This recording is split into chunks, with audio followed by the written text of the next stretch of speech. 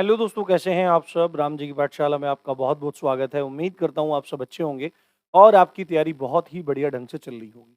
दोस्तों, आपको पता है कि आपका एग्ज़ाम पहले 19 जून को होना था, उसके बाद उसको पोस्टपोन किया गया, 24 जुलाई को एग्ज़ाम किया गया और उसके बाद वो फिर से एक बार पोस्टपोन हुआ और उसकी जो डेट है, वो 31 जुलाई कर दी गई। ठीक है? 31 जुलाई कर दी गई और उसके मतलब अपरिहार्य कारण बताए गए कि भाई ऐसे कारण हैं जो हम आपको बता नहीं सकते हैं, कुछ कारण हैं, तो हम आपका एग्ज़ाम डिले कर रहे हैं। अब ऐसा हो रहा है यूट्यूब पे बहुत सारे लोग ऐसे हैं जो बच्चों को बता रहे हैं कि अब तुम्हारा एग्ज़ाम फिर से चला गया है, अब तुम्हारा एग्ज़ाम फिर से पोस्टपोन हो गया है, अब फिर से पोस्टपोन हो गया है।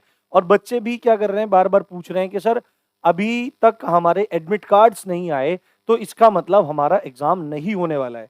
तो मैं 1-2 मिनट में आपको चीज़ें क्लैरिफ़ाई कर देता हूँ। ध्यान से आप मेरी बात सुन लीजिए। पहली बात तो ये एडमिट कार्ड वाला जो मुद्दा है ना?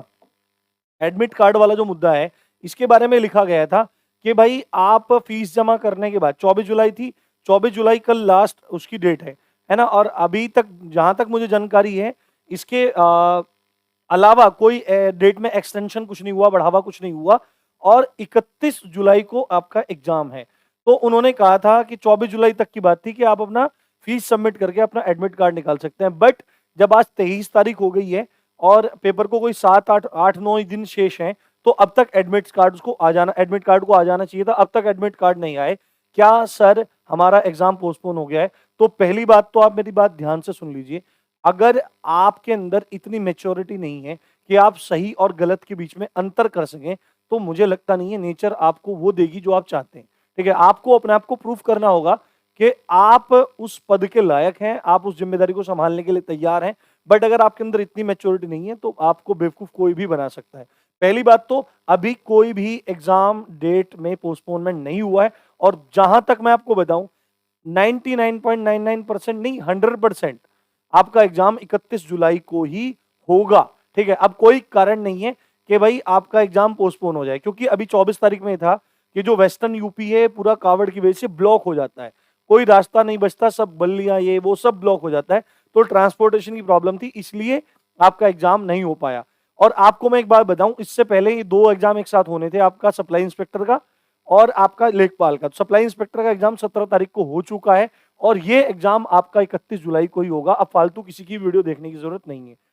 एडमिट कार्ड्स के बारे में आपको बताऊं, मैं एडमिट कार्ड जो आपके 17 तारीख को एग्जाम हुआ है उसके एडमिट कार्ड करीब 4 से 5 दिन पहले ही रिलीज हुए थे। तो उम्मीद है कि 1-2 दिन में आपके एडमिट कार्ड अब रिलीज हो जाएंगे। आपको टेंशन लेने की जरूरत नहीं है। आपको जो जरूरत है वो अपनी तैयारी को पुख्ता करने की। इस समय आप रिविजन करते रहो दबा के। मैं भी आपको आपकी छोटी-छोटी वीडियोस प्रोवाइड करवा रहा हूँ, टॉपिक वाइज़। हिंदी के भी टॉपिक मैंने चला रखे हैं, ग्रामीण परिवेश के टॉपिक चला रखे हैं और भी जो सहायता हो सकती है, वो सहायता मैं अपनी तरफ से आपकी कर रहा हूँ। आप लोग हिंदी की प्लेलिस्ट देख सकते हैं, उसके थोड़ी देर बाद ऊपर ही आप ग्रामीण परिवेश की प्लेलिस्ट देख सकते हैं। मैंने एक हिस्ट्री की वीडियो बनाई है, बहुत सारी चीज़ें हैं। आप जाइए वीडियो सेक्शन में जाइए चैनल के और तमाम वीडियो आपको आपके फ़ायदे की वहाँ पर मिलने वाली है। बट आपको ऐसा कोई भी काम नहीं करना है जिससे आपका सपना टूट जाए। क्योंकि अगर आपको लगा कि भाई अभी एडमिट कार्ड नहीं आ रहे हैं, तो आपकी जो स्पीड है वो स्पीड कम हो जाएगी और स्पीड कम होते ही आपका जो सीखने का इस समय जो बिल्कुल चार्जिंग पॉइंट हाई रहता है ना पूरा, वो डाउन हो जाएगा। और एक झटके में यदि आप एक दिन भी लूज करोगे ना आज, अगर एक दिन भी आप लूज करोगे तो आप हजारों बच्चों से पीछे हो जाओगे।